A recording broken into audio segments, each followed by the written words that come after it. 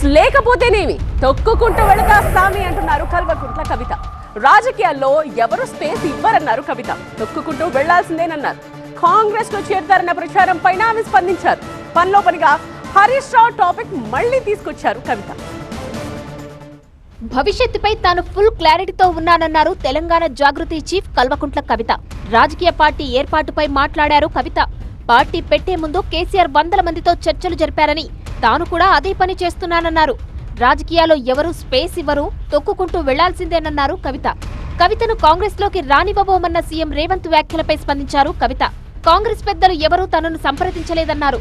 రేవంత్ రెడ్డి భయపడుతున్నారేమోనన్నారు కవిత. మళ్లీ అధికారంలోకి వచ్చే అర్హత కాంగ్రెస్ కు లేదన్నారామె. కాంగ్రెస్ రెండోసారి అధికారంలోకి వస్తే అది తమ కర్మ అన్నారు కవిత. కాళేశ్వరం అంశంలో తప్ప హరీష్ రావుపై తనకు వేరే కోపం లేదన్నారు జాగృతి చీఫ్. ఇరిగేషన్ పై 2016లోనే కేటీఆర్ కు సూచించానన్నారు. కింది స్థాయి కమిటీ పరిశీలన ఆమోదం లేకుండానే సీఎం కు ఫైళ్లు వెళ్లాయి. జస్టిస్ పీసీ ఘోష్ కమిషన్ నివేదిక చూస్తే అన్ని అర్థమవుతాయన్నారామె. బీఆర్ఎస్ నేతలు తనతో టచ్ లో ఉన్నారన్నారు కవిత.